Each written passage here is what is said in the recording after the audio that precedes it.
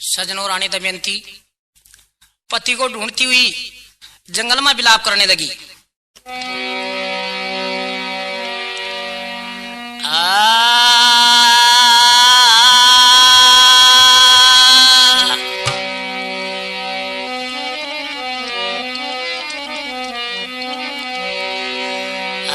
सुती छोड़ गयो पिया जी अकेली बनावा, सुती छोड़ गयो पिया जी अकेली बनावा, सुती छोड़ गयो पिया जी अकेली बनावा।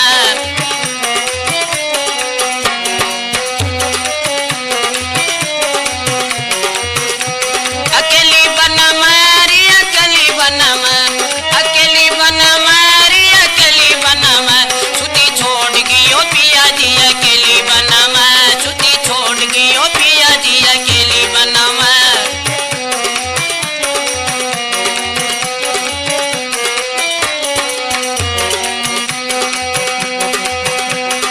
मारी सुरता लगी पिया थारा दर्शन में, मारी सुरता लगी पिया थारा दर्शन में, मारी सुरता लगी पिया थारा दर्शन में।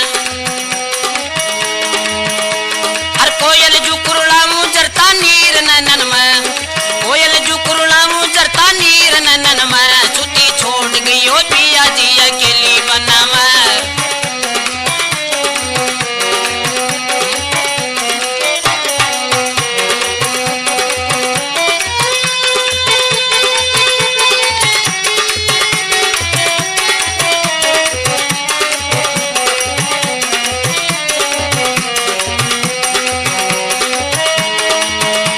अकेली बनावा रे अकेली बनावा, अकेली बनावा रे अकेली बनावा, सुती छोड़ गयो पिया जी अकेली बनावा, सुती छोड़ गयो पिया जी अकेली बनावा।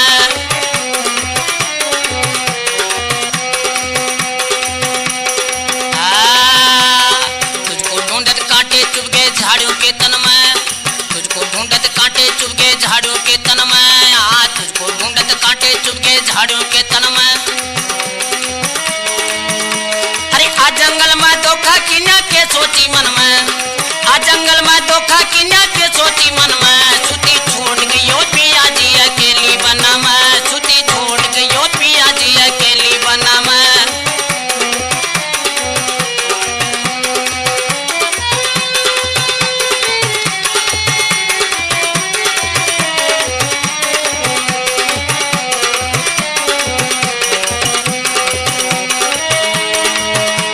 अकेली बनावा रे अकेली बनावा, अकेली बनावा रे अकेली बनावा, सुती छोड़ गयो पिया जी अकेली बनावा।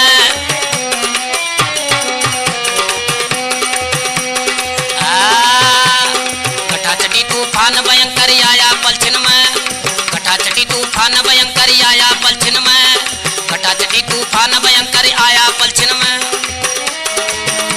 अरे करें गर्जना बादल बिजली चिमका गन्ना में, करें गर्जना बादल बिजली चिमका गन्ना में, सुती छोड़ गयो पिया जी अकेली बनावा।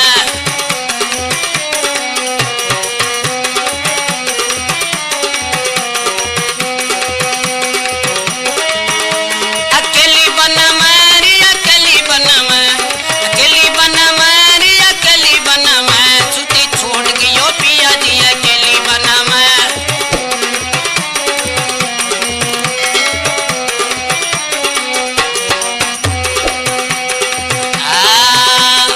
ऐसो का ये पाप पिया जी कीनू बचपन में, ऐसो का ये पाप पिया जी कीनू बचपन में, ऐसो का ये पाप पिया जी कीनू बचपन में। गोपी राम तू गाणू गाजा टैक्सन में, गोपी राम तू गाणू गाजा टैक्सन में, सुती छोड़ गयो पिया जी अकेली बनावा।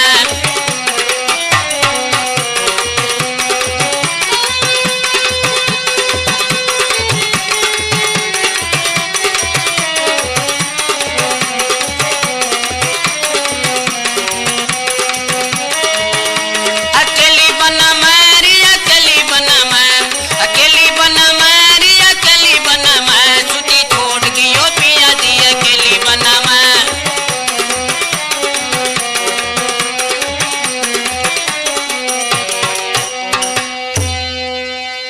सजनों, रानी दमयंती विलाप करती हुई जा रही थी।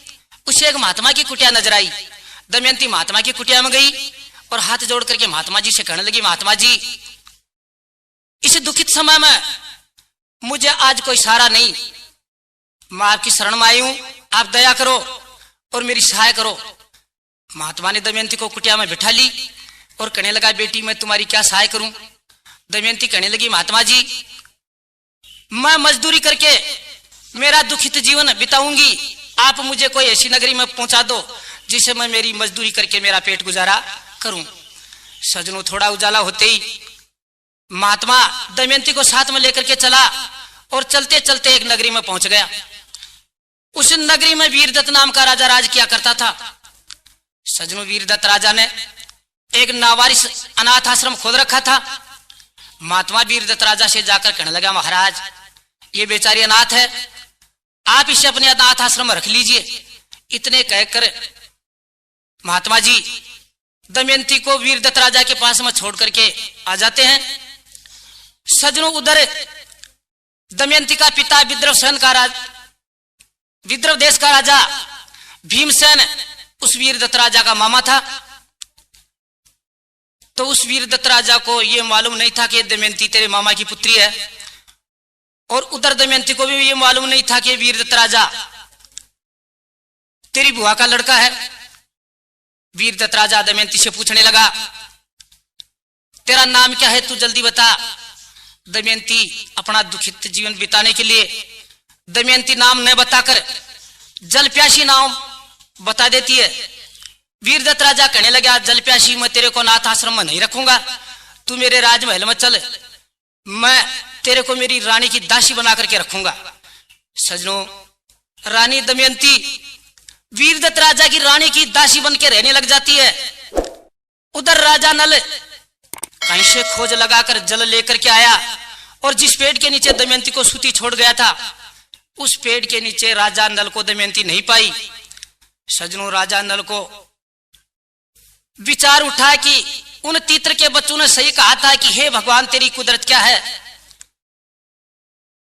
मेरा राजपाट छूट गया, मेरे महल मकान छूट गए, और मेरी रानी दमयंती इस जंगल तक मेरी साथ आई थी, वो भी इस जंगल में आकर छूट गई। सजनों, राजा नल के हृदय में धक्का लगा और हाय प्राण प्यारी, हाय प्राणी प्यारी करने लगा। सजनों, राजा नल के वो अजगर नजर आई।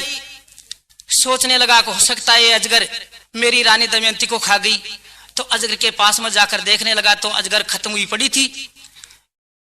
अजगर को देखकर राजा नल सोचने लगा कि हो सकता है जिस इंसान ने इस अजगर को मारी है वो इंसान मेरी रानी दमयंती को लेकर के चला गया। सजनों, रानी दमयंती की राजा नल खोज लगाने लगा, परंतु रानी का कहीं नाम निशान नहीं पाया।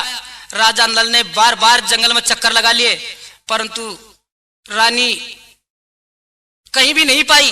तो क्या राजा नल उस जंगल में रानी को खोजने लगता है, और आगे क्या हाल होता है।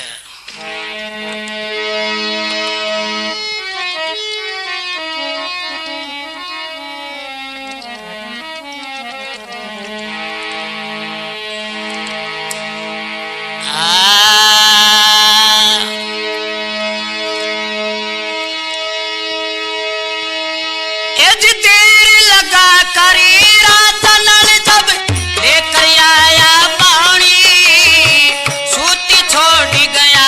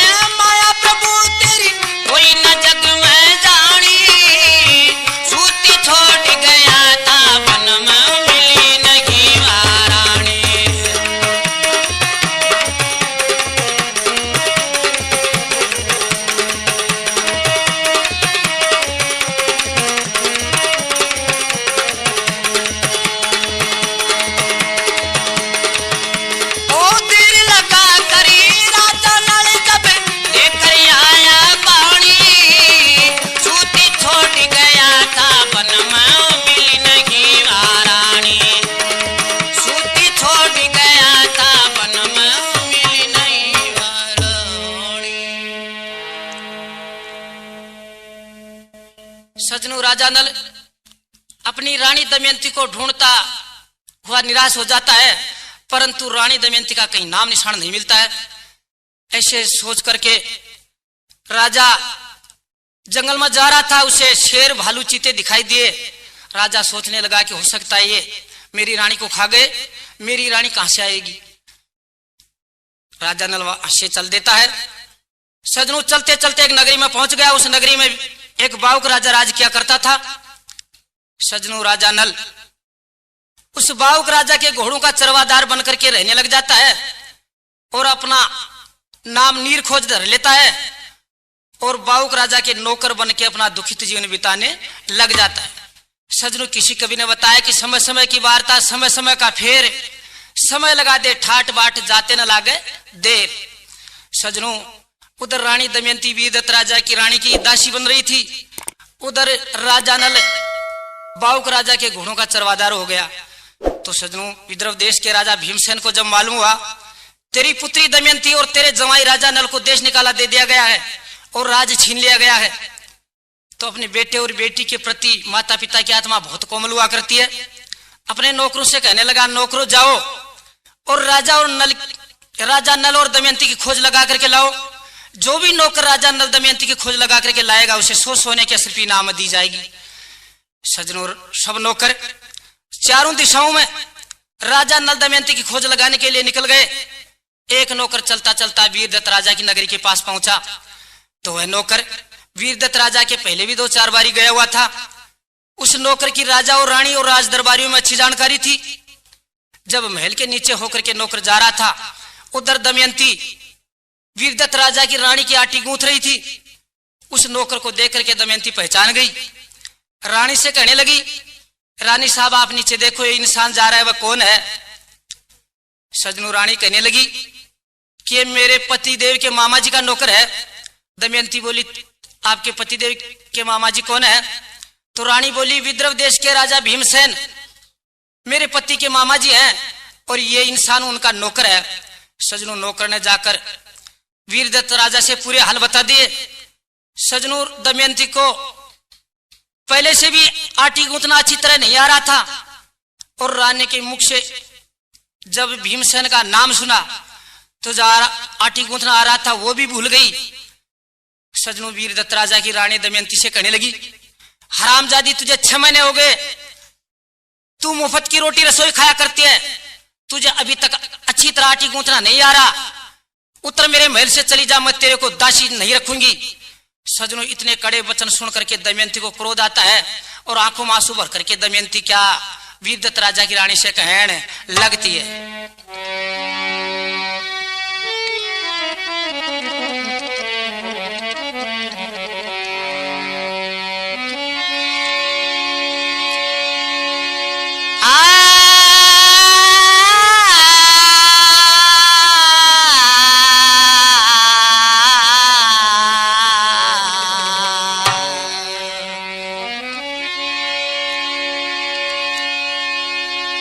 सुनी रानी के कण बोल जू दमयंती कहने लगी, दमयंती कहने लगी, छोड़ गए मेरे प्राण पति जब तेरे बोल छेड़ने लगी।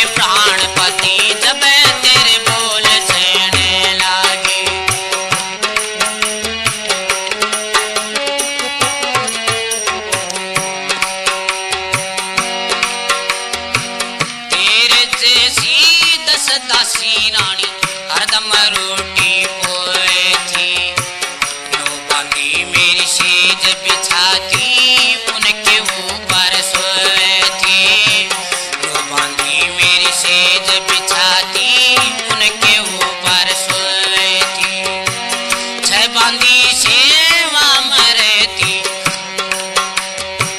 कपड़े लाते धोए थी,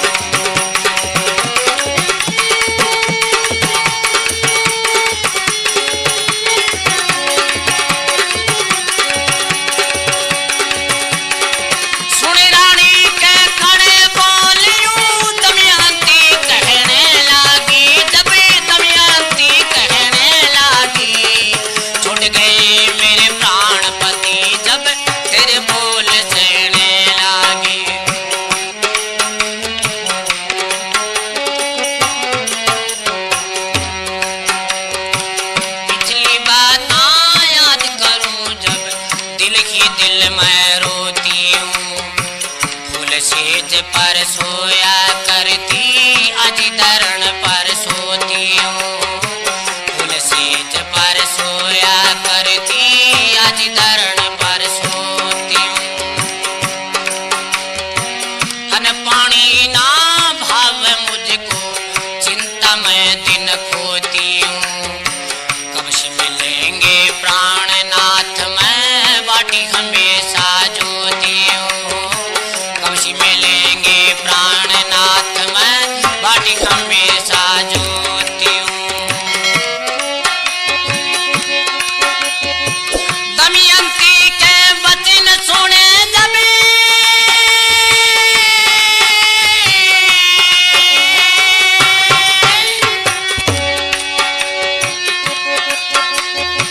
दमयंती के वचन सुने जब ब्रह्मपुर ढहने लागी, जब ब्रह्मपुर ढहने लागी, छोड़ गए मेरे प्राणपति जब तेरे बोल सहने लागे।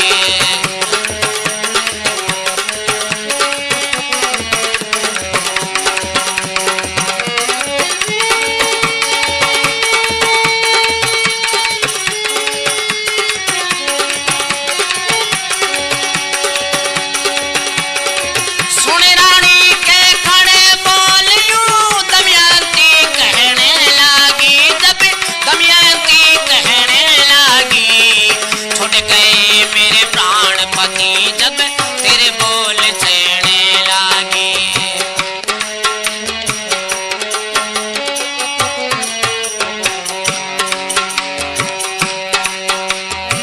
लगी बदन में आगी रानी के दिल में गुस्सा आया, भेज दूसरी बांधी रानी राजा को बुलवाया, भेज दूसरी बांधी रानी राजा को बुलवाया।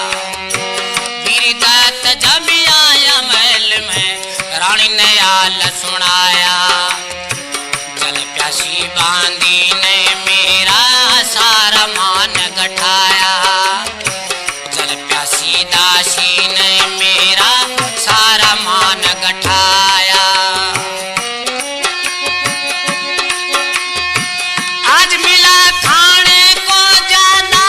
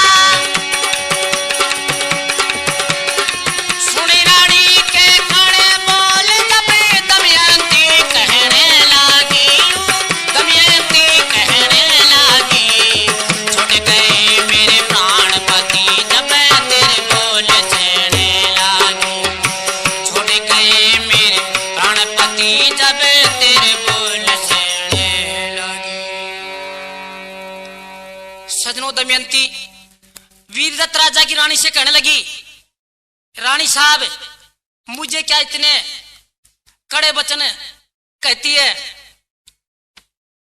आज मेरा समय पलट गया, मेरे प्राणपति मुझे छोड़कर चले गए।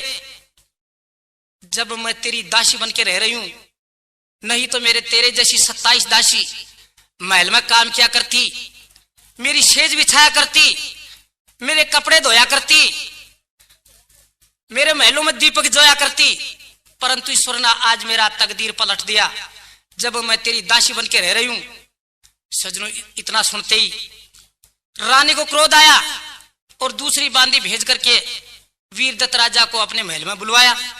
जब वीरदत्त राजा अपनी रानी के पास में आया तो रानी वीरदत्त राजा से कहने लगी कि इस जल प्यासी बांदी ने आज मुझे इतने कड़े शब्द कहे हैं कि जिससे कि मेरी आत्मा में क्रोध आया। सजनों, पूरे हाल रानी ने वीरदत्त राजा से बताए।